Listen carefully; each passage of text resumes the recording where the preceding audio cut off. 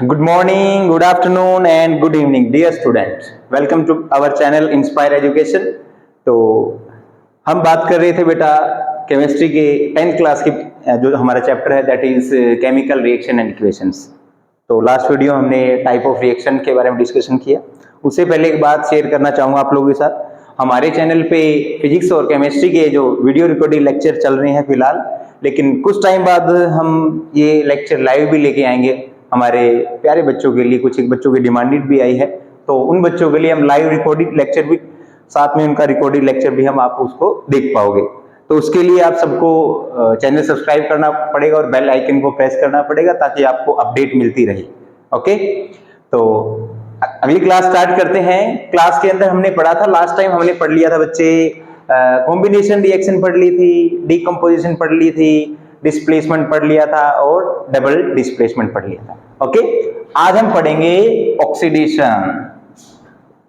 Oxidation देखो बेटा, नाम के अंदर सब कुछ छिपा हुआ है, ठीक है। ऑक्सीडेशन का मतलब होता है बच्चे that is addition of oxygen and removal of hydrogen, या आप इसको ऐसे भी कह सकते हो लॉस ऑफ इलेक्ट्रॉन्स। क्या कहोगे बच्चे इसको? Loss of electron. ओके, अभी देखो एडिशन की बात कर रहा हूं। लाइक मेरे पास क्या है? लेड है, पीबी है। जैसे ही मैंने इसके अंदर ऑक्सीजन को ऐड किया, इसने क्या बना लिया बच्चे? पीबीओ। क्या बना लिया? पीबीओ। अभी देखो एग्जामिनर आपसे ये पूछेगा in this reaction PB is, कि इस रिएक्शन में पीबी का क्या हुआ है? ऑक्सीडेशन हुआ है, रिडक्शन हुआ है, क्या हुआ है? आप देखोगे पीबी है वो कन्वर्ट हो रहा है किसके अंदर? पीबीओ के अंदर। इट मींस ऑक्सीजन क्या हो रहा है बच्चे? ऐड हो रहा है। तो हम इसको क्या कहेंगे? ऑक्सीडेशन। ओके, क्या कहेंगे इसको? ऑक्सीडेशन। क्लियर है? सेकंड है रिडक्शन बच्चे, साथ में ही हम करेंगे रिडक्शन। रिडक्शन का मतलब अपोजिट हो जाएगा। लाइक आप ऐसे लिख सकते हो, it is the add of hydrogen and remove of oxygen. Hydrogen को हम क्या कर रहे हैं? ऐड कर रहे हैं। ऑक्सीजन को क्या कर रहे हैं? रिमूव। क्या मैं इस रिएक्शन को अपोजिट करके ऐसे लिख दूं? PbO is equal Pb plus O2। Okay बच्चे, Pb है इधर से इधर चले गए तो Pb क्या हुआ? रिड्यूस्ड। क्या हुआ है? रिड्यूस्ड। इट मींस यहां पे ऑक्सीजन था, यहां ऑक्सीजन नहीं है। इट मींस इसका क्या हुआ बच्चे? रिडक्शन। क्या हुआ है? रिडक्शन। कई बार पूछ लिया जाता है इस रिएक्शन में पीबीओ का बताओ क्या हुआ है, तो पीबीओ का क्या हुआ बच्चे? है रिडक्शन हुआ है। क्लियर है बेटा? आप इसको ऐसे भी कह सकते हो, it is gain of electron. क्या कहोगे इसको? Gain of electron. इलेक्ट्रॉन का गेन होना क्या कहलाएगा? हमारा रिडक्शन। क्लियर है? अब देखो दोनों घटनाएं एक साथ करेंगे हम, दैट इज नेक्स्ट जो है रिडॉक्स रिएक्शन। क्या है बच्चे? Redox reaction. इस रिएक्शन के अंदर क्या होगा कि ऑक्सीडेशन भी होगा और साथ में साथ क्या होगा? रिडक्शन भी होगा। Like water H2 plus O2 is equal to H2O। ठीक है, हाइड्रोजन के अंदर हमारे पास क्या है? अभी हाइड्रोजन है। हाइड्रोजन क्या हो रहा है? इसके साथ इधर देखा हमने ऑक्सीडेशन हो रहा है। क्या हो रहा है? ऑक्सीडेशन। ठीक है, क्लियर? यहां से मैंने यहां देखा ऑक्सीजन का क्या हो रहा है? रिडक्शन। अभी देखो हाइड्रोजन को देखा इधर से इधर गया। हाइड्रोजन को देखो आप इधर से इधर जा रहा है। इट मींस हाइड्रोजन के साथ कौन ऐड हो रहा है? ऑक्सीजन। यहां पे इसका क्या हुआ है? ऑक्सीडेशन। ऑक्सीजन को देखा, ऑक्सीजन यहां से यहां गया, कौन ऐड हुआ? हाइड्रोजन। आप इसको कहोगे सर इसका क्या हुआ है? रिडक्शन। तो एक ऐसी रिएक्शन जिसमें ऑक्सीडेशन रिडक्शन दोनों एक साथ होते हो, a reaction in which oxidation reduction both are occur is known as redox reaction. Clear बच्चे? उसको हम क्या कहेंगे? रिडॉक्स रिएक्शन कहेंगे। आगे पढ़ेंगे हम नेक्स्ट। नेक्स्ट जो क्या है हमारा? That is exothermic and endothermic reaction. Next क्या हो जाएगा बच्चे, एक्सो। अब देखो एक्सो का मतलब क्या होता है रे? एक्सो का मतलब होता है जी बाहर, बाहर निकलना। एक्सो हो जाओ, एक्सो निकल लो, जल्दी निकलो, ठीक है। तो एक्सो और थर्मिक, थर्मिक का मतलब हो गया एनर्जी। क्या हो गया बच्चे, एनर्जी। और एक्सो का मतलब रिलीज्ड, मतलब जिसमें एनर्जी रिलीज हो रही है, बाहर निकल रही है, उसको हम क्या कहेंगे, एक्सोथर्मिक। अभी अभी आपने क्या किया है, पेट पूजा की, मतलब खा पी लिया। देखो जी, आप तो खाने पीने के शौकीन है, तो हम खाने पीने की बातें करें। तो मान लीजिए आपने बहुत सारी चीजें खा लिया, तो आपके शरीर में ग्लूकोज कन्वर्ट हो गए। अब खाने से आपको क्या मिलती है, एनर्जी। आपने खाना खाया तब जाके आप काम कर पाते हो, खेल पाते हो, पढ़ पाते हो, सारी चीजें क्या है, एनर्जी, ठीक है। तो वो एनर्जी का फॉर्मेशन हम पढ़े कि मान लीजिए मेरे पास ग्लूकोज, आपने पढ़ा होगा बच्चे कि जो रेस्पिरेशन है वो एक एक्सोथर्मिक रिएक्शन होगा। कैसे होगा उसके बारे में पढ़ेंगे। आपका क्वेश्चन भी एनसीईआरटी की why respiration consider as exothermic reaction, अभी बात कर रहे थे। ग्लूकोज है जी हमारे शरीर के अंदर, जैसे ही मैंने क्या ली, सांस लिया, सांस लेते ही कौन गया, ऑक्सीजन गया। ऑक्सीजन गया ना, वैसे तो बहुत सारी गैसेज जाएगी लेकिन ऑक्सीजन डिफ्यूजन करेगी, ठीक है। तो जैसे मैंने सांस लिया, ऑक्सीजन ने क्या कर दिया, ग्लूकोज को ब्रेक डाउन कर दिया। कैसे, CO2 जी, H2 है जी, और साथ में जी 38 ATP एनर्जी। ये वाई वाले टीचर से पूछ लेना भाई, एटीपी क्या होती है, करेंसी होती है एनर्जी की, एडोसाइन ट्राइफॉस्फेट मॉलिक्यूल्स के साथ बाहर निकलती है, ठीक है। मतलब हमारा मुद्दा ये है कि जो रेस्पिरेशन प्रोसेस है हमारी, कौन सी प्रोसेस है ये, रेस्पिरेशन प्रोसेस, इसके अंदर एनर्जी क्या हो रही है, रिलीज हो रही है। क्या हो रही है, रिलीज हो रही है। तो एनर्जी रिलीज किस में होती है, एक्सोथर्मिक रिएक्शन के अंदर। तो एक्सोथर्मिक कौन सी, ऐसी रिएक्शन इन विच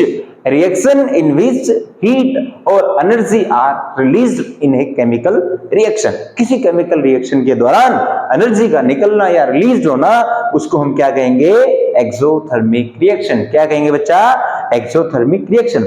अभी देखो ये तो पता लग गया कि एक्सोथर्मिक हो, इट मींस यहां कुछ और भी गड़बड़ देख लेते। अभी देखो एक्सोथर्मिक तो पता लग गया, अब ये रेस्पिरेशन में आपने देखा, रेस्पिरेशन के अंदर क्या घटना हुई, सर इसमें भी 38 ATP एनर्जी रिलीज हो रही है ना। तो आपका जो क्वेश्चन है एनसीईआरटी का, उसका आंसर भी आपके सामने है कि why respiration consider as exothermic reaction. आप बता दोगे कि उस व्हाई का, ये रहा जी जवाब। आपने जो वाई पूछा ना, उसका जवाब भी आपके सामने है, क्योंकि रेस्पिरेशन में क्या होता है, एनर्जी रिलीज होती है। और sir we know that in case of exothermic reaction also energy are released, that's why respiration consider as exothermic reaction. Okay, that's why respiration consider as exothermic reaction. Clear. Second पढ़ेंगे जी। Next जो है वो है हमारे बच्चा endothermic reaction. अब देखो एंडोथर्मिक, एंडो का मतलब ऑब्जर्व, थर्मिक का मतलब वही, फिर से क्या हो जाएगा, सर एनर्जी अभी तो बताया था, बार बार क्या बताते हो, एनर्जी है। एंडो का मतलब सर ऑब्जर्व हो गया, एनर्जी का ऑब्जॉर्प्शन, मतलब आप कोई काम कर रहे हो, मान लीजिए आपके पास कोई कंपाउंड है, उसको तोड़ रहे हो, उसको तोड़ने के लिए क्या चाहिए, एनर्जी। तो जहां पे एनर्जी चाहिए वो क्या कहलाएगी, एंडोथर्मिक। लाइक अभी हमने बात किया सर, ये क्या है, पीबीओ, लेड ऑक्साइड है। सर इसको गर्म करना पड़ेगा, गर्म करने का मतलब एनर्जी देनी पड़ेगी, दे दी वही एनर्जी, क्या बन गया, Pb+O2। Okay, Pb+O2, it means this is endothermic reaction, a reaction in which heat energy are absorb, जिसमें एनर्जी अब्सॉर्ब हो रहा हो, जिसमें एनर्जी रिक्वायर्ड हो, उसको हम क्या कहेंगे, एंडोथर्मिक रिएक्शन। क्लियर है बच्चा, उसको हम क्या कहेंगे, एंडोथर्मिक रिएक्शन। आप फोटोसिंथेसिस को भी कह सकते हो, इसी का उल्टा कर दो, फोटोसिंथेसिस।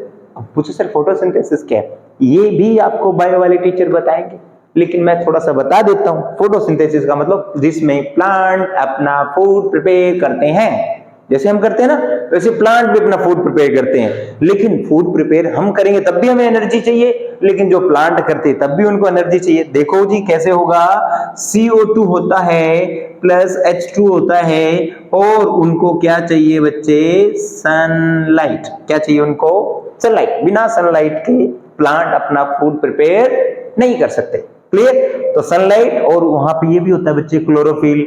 आपको पता होगा क्लोरोफिल कहाँ होता है, तो बायो में आप सीख लेते हो। क्लोरोफिल, क्लोरोप्लास्ट के अंदर छोटे छोटे ग्रीन पिगमेंट होते हैं क्लोरोप्लास्ट, उनके अंदर क्लोरोफिल पाया जाता है। ठीक है, चलो जी हम यहां पे आ जाते हैं एक बार। तो CO2 प्लस H2O, आपको क्या चाहिए, सनलाइट। ये क्या है, एनर्जी। क्या यहाँ एनर्जी अब्सॉर्ब हो रही है जी? एनर्जी नहीं मिलेगी तब तक ये भोजन नहीं बनेगा। जैसे इनको एनर्जी मिली, इन्होंने क्या बना लिया, C6H12O6 और प्लस कौन, O2, ऑक्सीजन। ओके, तो फोटोसिंथेसिस को आप कह सकते हो it is a endothermic reaction.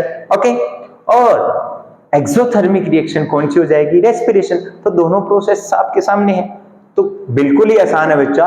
अगर आपको नाम का मतलब पता है, if you know about the meaning of word, meaning of chemical reaction, तो आपके पास आंसर ही आंसर।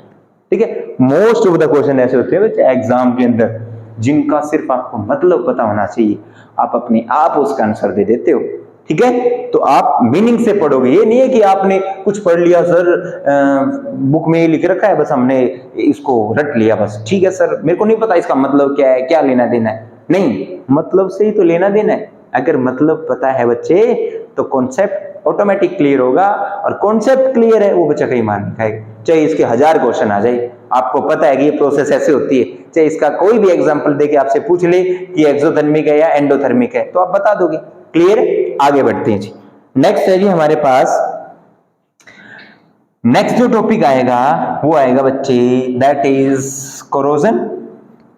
अब ये कोरोजन तो सर सुना सुना लग रहा है। हाँ भाई सुना है, आप लोगों ने बहुत बार सुना है, एक बार भी नहीं, छोटी क्लासेस से सुनते ही आ रहे हो इसको, कोरोजन। सर कोरोजन का मतलब जंग तो नहीं होता, रस्टिंग ऑफ आयरन तो नहीं? अरे हाँ वही है, वही है। चलो जी, रस्टिंग ऑफ आयरन।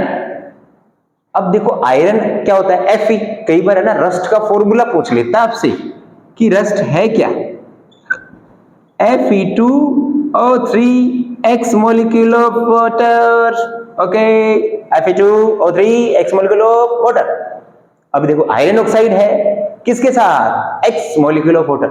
जंग कितना भी लग सकता है भाई, अपने को थोड़ी ना पता कितना लगेगा, इतना लगेगा, इतना लगता है, कितना भी इतना भी खत्म भी कर सकता है, थोड़ा सा भी संभाल भी सकते हैं, टाइम पे पेंट कर दिया भाई, अरे इसको थोड़ा सा जंग लग गया चलो पेंट करते हैं। लेकिन नहीं, हमारे पास क्या है, फॉर्मूला है, बस इससे बता सकते हैं कि कितने मॉलिक्यूल होंगे। ये तो हमें नहीं पता कि X लिख दिया इसलिए हमने Fe2O3 X molecule of water. Okay, चलो बेटा अभी देखो रस्ट होता कैसे है। देखो जी, जब भी कोई आयरन मटेरियल है किसके कांटेक्ट में आएगा, या तो वो बच्चे किसके हो, एयर के कांटेक्ट में, या वो मॉइस्चर बोल दो, बात एयर एक ही, या एसिड के कांटेक्ट में हो, वाटर। ठीक है, इनमें से किसी के कांटेक्ट में अगर कोई आयरन मटेरियल है तो उसको क्या लग जाएगा, जंग लग जाएगा। मतलब एनवायरमेंटल इफेक्ट कह सकते हो आप, कि एनवायरमेंट है तो वहां पे ये सारी चीजें पॉसिबल है, वाटर ड्रॉप्स भी है, सब कुछ है, तो उसको क्या हो जाएगा, जंग लग जाएगा। फिर जो क्वेश्चन आता है वो आता है कि आप इसको प्रिवेंट कैसे करोगे, आप इसको प्रिवेंट कैसे करोगे सर बताओ। बता देते हैं जी, मैं कर सकता हूं पेंट से। सर पेंट कर दो, और सर ऑयल से भी कर सकते हैं, सर ग्रीस से भी कर सकते हैं, सर और किससे होगा बताओ। हाँ ये तो भूल ही गई थी भाई तुम, एलोए। एलोए क्या होता है, एलोए का मतलब होता है मिक्सिंग ऑफ मेटल।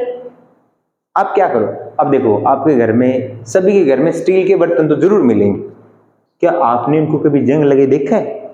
या बाइक देखते हो बेटा, एलोई व्हील नाम सुना होगा आप लोगों ने, तो बाइक और गाड़ियों के टायरों में जो डलते हैं एलोई व्हील, क्या जंग लगता है? नहीं लगता जी। स्टील के बर्तन को जंग नहीं लगता जी। क्यों नहीं लगता? स्टील क्या है? स्टील सर एक एलॉय तो है। Mixing of two or more metals is known as alloy. उनकी प्रॉपर्टी डिफरेंट हो जाती है जिससे एनवायरनमेंट को इफेक्ट नहीं होता, तो उसको हम क्या बोलेंगे? एलॉय। ओके, चलो जी, ये भी हो गया हमारा कि इसको ये होता किस वजह से, फॉर्मूला क्या है और हम इसको बचा कैसे सकते हैं। नेक्स्ट करते हैं जी। नेक्स्ट जो हमारा लास्ट टॉपिक है बच्चे, दैट इज रेंसिडिटी। सर ये रेंसिडिटी, रेंसिड का मतलब होता है बच्चे खराब हो जाना, स्पॉइल, खराब हो गया। और कौन? Food material, food material, food material का स्पॉइल। ठीक है बेटे, फूड मटेरियल है वो स्पॉइल हो रहा है, खराब हो रहा है। कब, कैसे? अभी देखो सेब तो सभी ने खाए होंगे, हाँ अब तो नहीं खा रहे होगे आप, महंगी है थोड़ी सी, चलो फिर भी खाए होंगे, जो खाते हैं वो खाते हैं, ठीक है। अगर आपने एक सेब को काट दिया, जैसे ही आपने सेब को काटा उसके दो पार्ट हो गए, आप उसको छोड़ दो, आधे घंटे के लिए छोड़ दो, 1 घंटे के लिए छोड़ दो, तो आपने देखा 1 घंटे बाद उसके कलर का जो चेंज है वो टोटली चेंज हो गया। आपने देखा सर उसका कलर है ना ब्लैक से ब्लैक कलर हो गया, शेड चेंज हो गई सर उसकी। इसका मतलब कुछ ना कुछ कहां उस एनवायरनमेंट के अंदर गड़बड़ थी, गड़बड़ थी ना, एनवायरनमेंट में गड़बड़ थी, तभी तो उसका कलर क्या हुआ? चेंज हुआ। तो देखा आपने कि जैसे ही उसका कलर चेंज हुआ, आप कहोगे सर ये तो खराब हो गया। ये आप क्या करोगे, आपने ब्रेड खाए होंगे, ठीक है, ब्रेड को रख दो आप 2-4 दिन, स्मेल करने लग जाएंगे, हो जाता ना। या बहुत सारी चीजें, आप भुजिया खाते हो सर्दियों के अंदर, खुला पैकेट छोड़ देना, चिप्स को खुला छोड़ देना, क्या हो जाएंगे? सील से हो जाएंगे, ठीक है। मतलब उनका जो पहले जो ऑर्डर था वो क्या हो गया? चेंज हो गया। तो सबसे पहले रेंसिडिटी की डेफिनेशन के ऊपर आते हैं। रेंसिडिटी का मतलब when a food material are left in environment the smell and odour are change totally. जब आप उसको कुछ time, when the food material left some time, ठीक है, आप उसको कुछ टाइम तक छोड़ देते हो तो उसकी स्मेल, उसका ऑर्डर, बिहेवियर क्या हो जाएगा? चेंज हो जाएगा। और उसी को हम क्या बोलेंगे बच्चा? रेंसिडिटी। क्या बोलेंगे उसको? रेंसिडिटी। फिर आता है सर आप बताओ इसको भी कोई ना कोई, अब बीमारी तो बता दी है, इलाज भी बताओ। चलो इलाज पढ़ते हैं जी। आप इसको प्रिवेंट कैसे करोगे? कर लेंगे जी प्रिवेंट, किससे? हमें क्या करना है बच्चे? हमें ले लेना है जी फ्रिज, और फ्रिज में होती है जी सीएफसी। आपने क्या करना है? फूड मटेरियल है, एप्पल है, फ्रिज में रख दो, सर वो खराब नहीं होगा। क्लियर? और क्या करना है? सर चिप्स के पैकेट्स है हमारे पास, चिप्स को खोल देंगे तो खराब हो जाएंगे, नहीं, उनके अंदर एक गैस डाल दो, नाइट्रोजन। अब बहुत बच्चे पूछेंगे सर नाइट्रोजन ही क्यों, और क्यों नहीं डाली, ऑक्सीजन क्यों नहीं डाली? तो अभी बता देता हूं बेटा, ऑक्सीजन क्या कर रही है? उसको खराब कर रही है। जैसे आप लोग बूढ़े हो रहे हो ऑक्सीजन की वजह से, ये ना हो कि ऑक्सीजन लेना ही छोड़ दो। कभी सर ने कहा था बूढ़े हो रहे हैं तो ऑक्सीजन नहीं लेंगे तो फिर मर भी जाओगे, ठीक है। ये तो नाइट्रोजन इसलिए डालते हैं बेटा, नाइट्रोजन क्या है? नॉन रिएक्टिव है। क्या है? नॉन रिएक्टिव है भाई, वो रिएक्ट नहीं करेगी किसके साथ? जो आपके पास चिप्स थे उनके साथ वो रिएक्ट नहीं करेगी। जहां आपके पास कोई भुजिया है, चिप्स है, जो भी है, उनके साथ वो क्या है? रिएक्ट नहीं करेगी। इसलिए हम क्या करेंगे? नाइट्रोजन गैस डाल देंगे उस पैकेट्स के अंदर, ठीक है, because nitrogen is non reactive gas. और बताइए जी, और हम क्या कर देंगे? एयर टाइट कंटेनर ले लेंगे जी, एयर टाइट कंटेनर ले लिया सर। एयर टाइट कंटेनर क्या होते हैं? अरे एयर टाइट करके मतलब उसमें हवा ना लगे, हवा ना लगे, ऐसे हम किसी कंटेनर में उसको बंद कर देंगे। आपने चने खाए होंगे, ठीक है, तो अगर आप सर्दियों के अंदर चने को बाहर छोड़ दें तो मॉइस्चर हो जाएंगे, नमी आ जाती है उनके, तो आप उसको एयर टाइट कंटेनर में वैसे के वैसे रहेंगे, मजेदार, ठीक है। और क्या करोगे? वैक्यूम पैकिंग कर देंगे जी। ये सर ये वैक्यूम क्या आ गया? अरे खजूर खाए बेटा, सर्दियों में खजूर खाते हो तो वो वैक्यूम पैक्ड आते हैं पॉलिथीन के, बिल्कुल ऐसे शक कर लेते हैं ना ऐसे वैक्यूम, ठीक है, तो वो क्या होगा? वैक्यूम पैकिंग, ठीक है। वैक्यूम पैक करोगे तो कुछ ना कुछ नहीं, एनवायरनमेंट का कोई कोई भी चीज इनमें से नहीं रहेगी आपके पास तो वो क्या हो जाएगा, स्पॉइल नहीं होगा जी। क्लियर? ओके, तो ये कुछ एक मटेरियल है जिनसे मतलब हम प्रिवेंट कर सकते हैं, हम रेंसिडिटी होने से आप बचा सकते हो फूड मटेरियल को। क्लियर है? तो इस चैप्टर के अंदर हमारे जो मेन जो कॉन्सेप्ट थे वो ये हैं, हो चुके हैं बेटा। अब जो हम करेंगे यहाँ से that is assertion reason, case study questions, और सबसे पहले हम एनसीईआरटी भी सोल्व करेंगे कि एनसीईआरटी के अंदर कौन कौन से क्वेश्चन है, सारे के सारे क्वेश्चन हम ट्राई करेंगे नेक्स्ट वीडियो के अंदर। आई होप आप सभी को जो कॉन्सेप्ट हमने बताए हैं शायद कुछ ना कुछ आपके जरूर क्लियर होंगे। तो आप एक बार इसके ऊपर खुद भी काम करना बेटा, जब तक आप खुद काम नहीं करते किसी टॉपिक के ऊपर तो वो काम आपसे नहीं होगा। तो मैं आप सबसे उम्मीद रखता हूं बेटा कि आप जहां भी पढ़ रहे हो, जैसे भी पढ़ रहे हो, हालात कोई भी हो आपके, लेकिन आप अगर यहाँ कुछ टाइम दे रहे हो तो आप अपने लिए भी थोड़ा सा टाइम जरूर निकालें। अपने लिए टाइम निकालोगे तो आप बहुत कुछ कर सकते हो बेटा। एक होता है, अब कुछ बच्चे कहते हैं सर नोट्स दे दो, नोट्स दे दो, नोट्स दे दो। अरे बेटा पहले तो ये बताओ नोट्स होते क्या है? नोट्स का मतलब होता है कि ऐसी लैंग्वेज जो हमारे लिए सही हो। मतलब आपने कोई चीज पढ़ी है, उस चीज को अगर आप अपने वे में लिख रहे हो, वही तो नोट्स है। ये नहीं है कि सर, अब देखो एक बात बताओ, मैंने कोई नोट्स बनाए तो वो मैंने मेरी सहूलियत के लिए बनाई, ऐसे है ना कि मैंने वो मेरी सहूलियत, वो चीजें मेरे को अच्छे से समझ में आएगी, आपको थोड़ी ना आए। हाँ हो सकता है कि आ जाए, लेकिन इतनी नहीं आएगी जितनी आप अगर खुद बनाते हो। तो हम इस चीज के ऊपर बहुत फोकस करते हैं बच्चों पे कि बच्चे हैं वो नोट्स है वो खुद के बनाए, ना कि डिपेंडेंट भी सर उधर से ले लिया, उधर मार्केट से लिया, ये कर लिया, वो कर लिया। ऐसा नहीं है। जब तक आप किसी भी चीज को खुद नहीं लिखोगे, खुद नहीं बनाओगे, तब तक आप कॉन्सेप्ट क्लियर नहीं कर पाओगे। तो इंस्पायर एजुकेशन आपको हमेशा ही ये बताएगा बेटा कि आप नोट्स है वो खुद बनाओ, ताकि आप अपने आप, नोट्स का मतलब ये नहीं है कि आपने एक पूरी बुक लिख दी हो, ऐसा नहीं है। कि आप मान लीजिए मैंने एक चैप्टर करवाया है तो आप उसके 2 ऐसे पेज बना लो जिसके अंदर पूरा का पूरा कंटेंट है वो आपके सामने हो, कि आपने पढ़ लिया सर, डिकम्पोजिशन रिएक्शन लिख दिया सर ने, ये ऐसे ऐसे बताया था और मैं इसको मेरे मेथड से ऐसे ऐसे लिखूंगा। तो उस मेथड को आप यूटिलाइज कर पाओ, ताकि उस नोट से आपको कुछ ना कुछ क्या मिले, बेनिफिट मिले। ऐसा ना हो कि कुछ बेनिफिट ही ना मिले तो उस चीज का फायदा क्या हो। आप कुछ भी लिखते रहना, कुछ भी लिखा, कोई फायदा नहीं है। ऐसे पढ़ने का कोई भी फायदा नहीं है। ठीक है, तो ये नोट्स है जो बच्चे अपने आप बनाएंगे। ठीक है, सेल्फ मेड होने चाहिए बेटा। जब सेल्फ मेड होंगे तो आप अपने आप चीजों को ज्यादा सीखोगे। और एक प्रैक्टिस जरूरी है बेटा, चाहे आप फिजिक्स पढ़ रहे हो, केमिस्ट्री पढ़ रहे हो, मैथ पढ़ रहे हो, कोई भी सब्जेक्ट पढ़ रहे हो, तो प्रैक्टिस तो बहुत ज्यादा जरूरी है। आप कोई चीज देखते हो तो एक बार ऐसे लगता है हाँ ये तो आसान है, आ जाएगा, लेकिन मैं यही चीज आपसे 1 वीक बाद पूछता हूं तो कहते हैं नहीं मैं तो भूल गया, ये हो गया, वो हो गया। तो ऐसा नहीं होना चाहिए। ऐसा कब नहीं होगा? जब आप खुद प्रैक्टिस करोगे। एक चीज को 2 बार लिखो, 3 बार लिखो, 4 बार लिखो, मैक्सिमम टाइम उसको लिखोगे तो आपके लिए बेनिफिट रहेगा। तो आई होप मेरी बातें आप सभी को समझ आई होगी। ज्यादा मैं टाइम नहीं लूंगा आप लोगों का। तो नेक्स्ट जो वीडियो के अंदर हम डिस्कस करेंगे बेटा about the question answer of first chapter, that is chemical reaction and equations. तो आई होप आप सभी को ये लेक्चर पसंद आया होगा। तो थैंक यू। हैव